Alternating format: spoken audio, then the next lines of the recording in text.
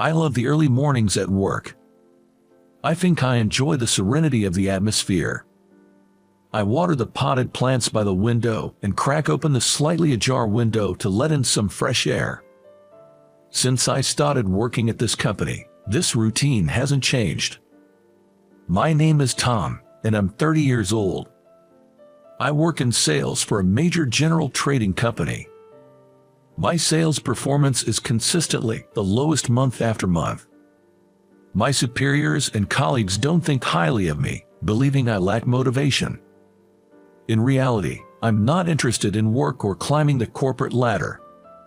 When I accompany colleagues on sales calls, I'm more of a hindrance, so my main task has become taking care of the little errands for my colleagues who are out doing sales.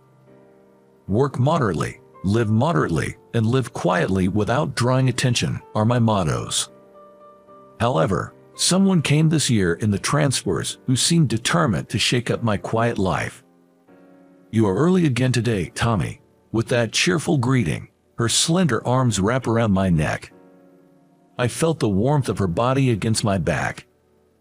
"Good morning, Jessica. You're energetic early in the morning." I unwrapped her arms from around my neck without making it seem too harsh. Her name is Jessica. She's our supervisor who transferred here this spring. Having spent time abroad, she speaks 3 languages fluently and is 4 years older than me, a true talent. She's always cheerful, and her straightforward personality makes her popular among both men and women. She's also perfect as a superior, and those who initially complained about having a female boss surrendered within a week of her appointment. Or, "Why so cold? There's no one else here." Jessica pouted after I pushed her arms away. For some reason, she's taken a liking to me. I'm just a regular office worker who doesn't excel at his job. She, on the other hand, is a go-getter and a real career woman. I have no idea why she's so fixated on someone like me. "It's not about that, Jessica. You're a bit too touchy-feely for my liking."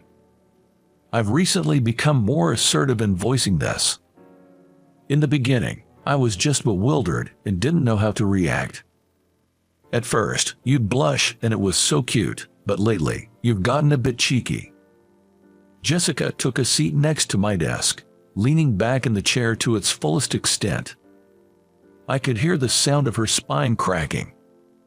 She probably worked late into the night yesterday. She's usually the first one to come in after me.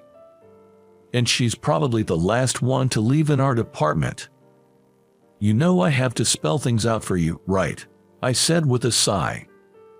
"Speaking your mind is fine, but treating me unfairly, that's not cool," she retorted, puffing out her cheeks, and she gave a little kick to the chair I was sitting in. Her gesture reminded me of a sulking child. It's a side of her completely different from her professional demeanor. Honestly, I can't wrap my head around why such a talented and beautiful woman, 4 years my senior, is so aggressively pursuing me. The entire department has come to recognize and accept this dynamic between Jessica and me. I find this situation deeply concerning. I constantly worry that being around a guy like me, who lacks motivation, might tarnish her reputation. Yesterday, I even found myself making a wish at the local chapel, hoping to get back my peaceful days. Anyway, no excessive PDA. I told her in as cold a voice as I could muster, and a disgruntled "all right" came in response. Truth be told, it's not unpleasant having a beauty like her make advances. However, the drawbacks are significant. I get jealous comments from male colleagues, and recently, from a junior Emily.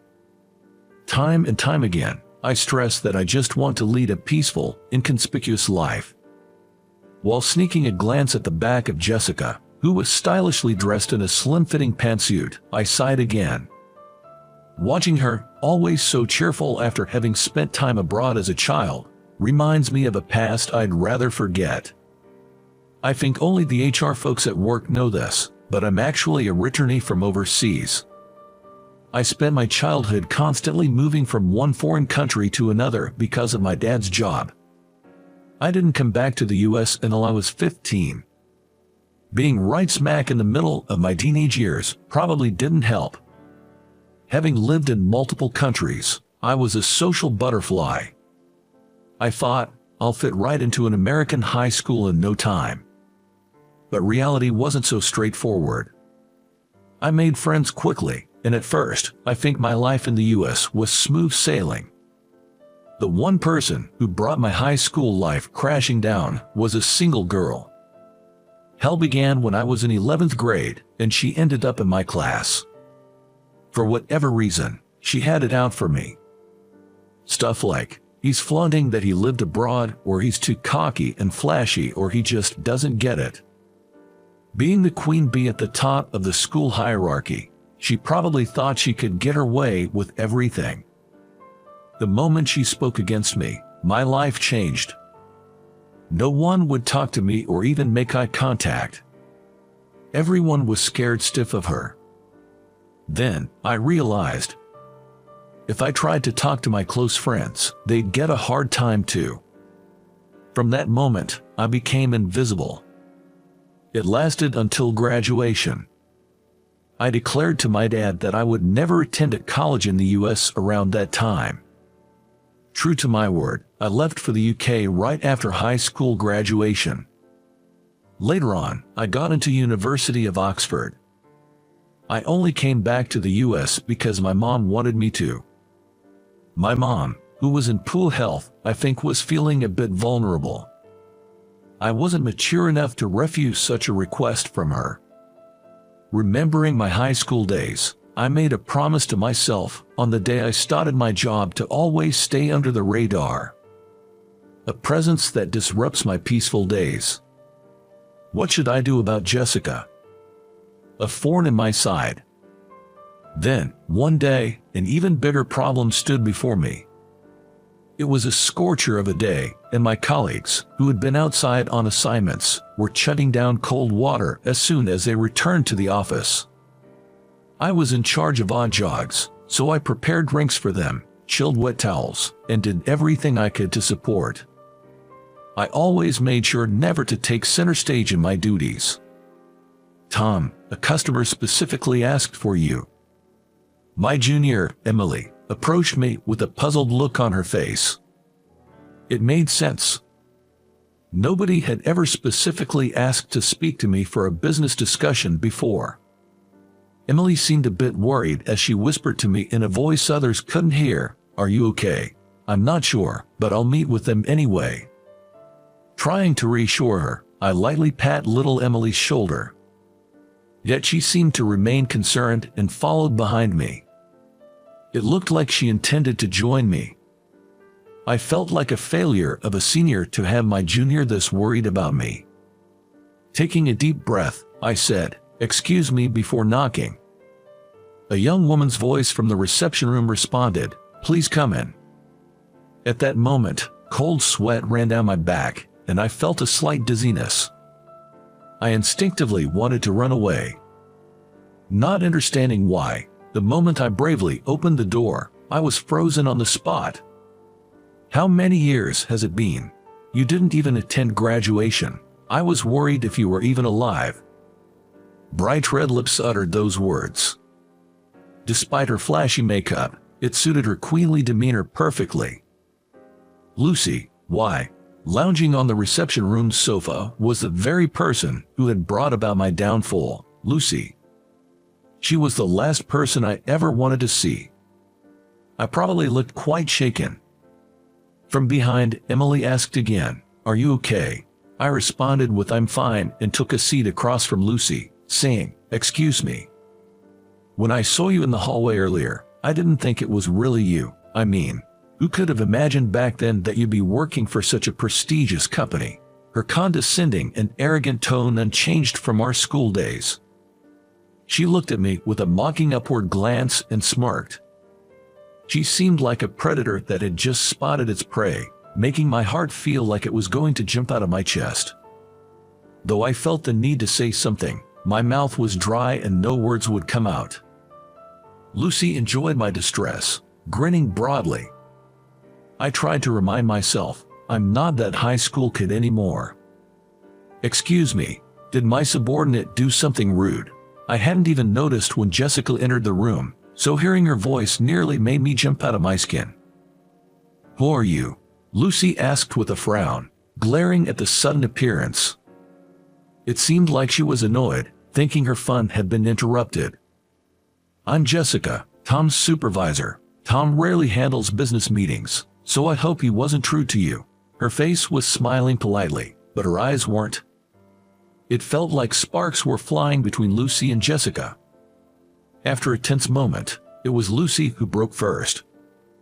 "Fine, I'll let it slide this time. Our companies have had a long-standing relationship since my father's time. Let's keep it that way," Lucy said, standing up and exiting the reception room with the click-clack of her heels. Quickly, Emily went to see Lucy out. The sound of the door slamming shut was the cue that allowed me to finally relax. Considering my unusual reaction, there would likely be questions from Jessica. The sinking feeling of having to explain my past to her weighed me down. Apparently, she's undergoing CEO training. She may come around again, but you don't have to deal with her, Tom. Let's have Emily grow into the role instead," Jessica said with a reassuring pat on my shoulder. Feeling the warmth of her hand, I was on the verge of tears. In the end, Jessica never asked me the reason I was upset that day, and we finished our day's work. I felt like the rug had been pulled out from under me. At the meeting the next day, it was decided that Emily would handle Lucy's account. I was designated as her assistant. I briefly explained to Emily that Lucy and I were high school classmates. From the previous day's events, Emily seemed to have picked up on my reluctance to deal with Lucy. I'm truly grateful for Emily's hard work. She tried her best to cater to Lucy's needs so I wouldn't have to face her. If there was any mistake, as her senior, I'd have to represent the company in front of Lucy. Emily carefully continued the dealings with Lucy's firm. Initially, Lucy demanded me, but when she realized her requests were being denied, she began other tactics to annoy us. She started bringing non-native English speakers to business meetings. Sometimes just acquaintances, and at times, introduced as co-owners. Emily could handle Spanish, French, and Chinese. But occasionally, Lucy would bring along someone who spoke Italian, Portuguese, or Japanese, which Emily couldn't handle.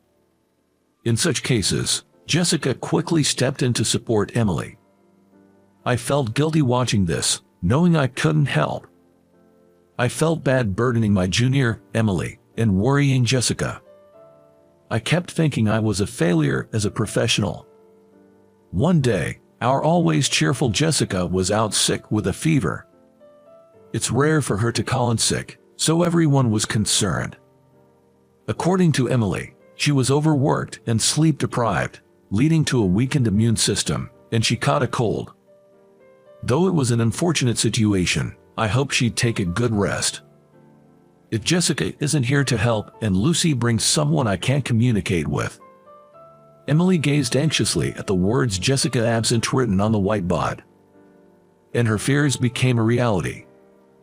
While I, who rarely goes out for client visits, was out assisting a colleague, Lucy suddenly arrived with a troublesome matter. When I returned to the office, I could hear Lucy berating Emily throughout the floor. Rushing into the room, Emily was flustered, being yelled at by Lucy. It seemed that today's negotiation required Italian, Emily's weakness. "You do realize this is a trading company, right? How do you work here not knowing Italian? Or are you just looking down on us?" Yelling at Emily, without a second thought, Lucy's face didn't show a hint of anger. She was grinning with a nasty smile, seemingly enjoying the situation to the fullest. It looked as if she had found her prey. "Your usual helpful supervisor isn't here today.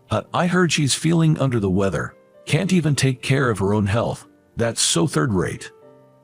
Beside the sarcastic Lucy, a young Italian who didn't seem to understand what was going on, was nervously watching Emily and Lucy. He was probably dragged here against his will by Lucy. Well, speak up. Can't do business with someone I introduce you to, or are you going to apologize, explaining I don't understand? With Emily's head lowered, Lucy continued to tap her on the back of the head rhythmically with a rolled-up document. Emily's back visibly shivered. Colleagues also observed the situation from a distance, running around searching for someone in the other departments who could speak Italian. Meanwhile, Lucy's attitude kept escalating. Can't even explain. Come here right now. Saying this, she forcefully pulled Emily off the couch. The moment I saw that, something snapped inside me. Is there an issue here? I quickly brushed off the hand Lucy had on Emily's shoulder and shielded her behind me. Oh, Tom, long time no see. Are you here to play in her place? Lucy, finding a new target, had a cruel glint in her eyes. Ignoring her completely, I addressed to the flustered young Italian man. Are you interested in doing business with our company? Of course, I wasn't speaking in English. Italian flowed naturally from my lips. The young man seemed relieved to finally hear his native language. On the other hand, Lucy was stunned, staring at me in disbelief. The young man excitedly began explaining the plan he had in mind to me. Looking at me engaged in the conversation, Emily seemed genuinely surprised. All this time, she thought I was just some guy who did menial tasks by the window, but suddenly I was speaking Italian fluently and handling the negotiation. Can't blame her for being taken aback. During the negotiation, Lucy seemed to be glaring at me resentfully. In the end, the young man and I shook hands, laughed about the potential for a big deal, and wrapped up our discussion. Emily escorted the young man to the front door as he wanted to report the outcome to his boss right away. Back in the reception room, Lucy and I couldn't tear our eyes away from each other, locked in a stare down. Nothing's changed with you, huh? Still haven't grown up. I was the first to speak. The Lucy, who I once found intimidating, didn't scare me at all today. Perhaps successfully navigating that tough negotiation boosted my confidence. Excuse me, what are you trying to say? Lucy, seemingly caught off guard by my comment, retorted in a flustered manner. She still carried her usual high and mighty, queen bee attitude, but I could sense a hint of panic and fear. What I'm saying is that you're acting childish, still pulling the same stunts as you did in high school without considering your age. Once I started, I couldn't hold back. Words I'd been holding in for so long came pouring out. Oh, so you always have someone by your side because you haven't improved your Spanish at all. Must be tough babysitting an inept heiress like you. Don't you realize you're a burden? I'd figured out pretty early on that Lucy wasn't proficient in Spanish. She probably can't speak Chinese either. Being the daughter of a trading company's CEO, Lucy likely had the stamp of failure pressed upon her. Acting tough probably masked her insecurities.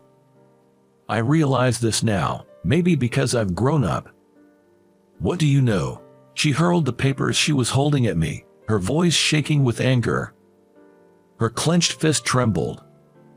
Just because you can effortlessly speak other languages, you think you're so great. Give me a break. Lucy's yelling sounded more like a desperate scream to me. Looking back to high school, I realized that the reason Lucy treated me so poorly was probably all due to her own insecurities. I only found out that her father was the CEO of a trading company after graduating from high school. I vaguely recalled that Lucy struggled greatly with her Spanish classes back then. But that's no excuse for the way she treated me. Deal with your own issues yourself. You're a grown-up after all. My words made Lucy's face turn beet red. She must have felt embarrassed being called out like that. She grabbed her bag from the couch and stormed out of the reception room, the sound of her heels echoing on the floor. I thought maybe I was a bit too harsh, but I didn't have the luxury of choosing my words carefully, and it's not like I didn't have any grudges. I hope she forgives me for being a tad bit sharp. Why? Why did you keep quiet about being able to speak? Are you still hiding something from me? Suddenly, I heard Jessica's voice from behind and instinctively turned around. There stood Jessica, looking pale. Her lips were of a turble color. She glared at me with an upward gaze. Jessica, you look terrible." "Of course I do. I'm still running a fever. Got called in despite that, but I'm glad I came. Got to see something interesting," she said as she gently took a seat next to me. Emily, who had just returned from seeing off some guests, saw Jessica and asked with concern, "Are you okay?" "Don't worry about me. I'm fine. Everyone, get back to your work," Jessica said and cleared the reception room. I braced myself for a reprimand. It's like I was neglecting my duty by claiming I couldn't do what I was supposed to do. I figured I'd have no right to complain even if I got fired for negligence. "You're such a lying prince." Those unexpected words came out of Jessica's mouth. I was dumbfounded and could only utter, "What? Don't you remember me? That's cruel." I looked closely at Jessica's face. She must be feverish. Her face was pale, only the area around her eyes was slightly red. It looked like she had been crying. Suddenly, memories flooded back. "Oh, we've met before, right?" I was certain now. The girl with swollen red eyes, crying in a corner of a park in a foreign country, Europe. That image overlaid with Jessica before me. "Oh, in Germany." To my exclamation, she smiled warmly. "You finally remember. Since that day, you've been my prince on a white horse." When I approached the crying girl, she whispered in a tiny voice, "I don't understand." She was acting tough, saying she only needed to speak English and didn't need friends in a foreign land, but tears kept pouring from her big eyes. Being addressed in English must have comforted her. When I was still a young boy, I confidently told her, tears streaming down her face from trying to put on a brave front, a piece of advice my father once gave me. If you can speak multiple languages, the world becomes so much bigger for you. It's a waste to just confine yourself to a small world. Just try mustering up a little courage and strike up a conversation. I remember looking at her, clearly older than me, and proudly saying those words. Her tears stopped, and I felt relieved seeing that. I always wanted to meet the boy from that time again. I remembered his face and name. "I thought you looked similar, but your personality seems so different now. I wondered if you really were my prince." Chuckling, Jessica remarked. The day after I met her, she told me she had gathered the courage to speak to a classmate at school. It was as if a spell had been cast, making the invisible barriers between them crumble instantly. Having parents with jobs that took them all around the world, she had been moving from place to place herself. Comparing our overseas stints, we realized there were times when we almost crossed paths, quite the close calls. I always thought we'd have a fateful reunion overseas, but to meet here of all places. It's hardly romantic, she pouted, looking somewhat childish. Truth be told, I often went back to that park, hoping to find the girl I had seen crying. But never finding her, I moved to the next country. After returning to the States, I was so caught up with my own life that I never thought of her. It's quite a curious connection we have. I wish I could have come up with something more eloquent, but that was all I could muster. Don't you think it's more like fate than just a curious connection? You get what I mean, right? Considering her perspective, she might be right. I always believed, with no real basis, that I could pull fate towards me. Impressive, right? She boasted, wrapping an arm around my shoulder. Leaning in close to my face, she gave a wide grin. You don't think you can escape, do you, Tommy? You're the one who expanded my world, so you have the responsibility to stay by my side in this vast world. Understand? Such a forceful approach was very like her. But I didn't mind it at all. With the world being so vast, I wonder how I got caught. Don't you think you're getting a little cheeky? The image of her laughing so hard she'd fall over in a wedding dress was a scene for a not-so-distant future.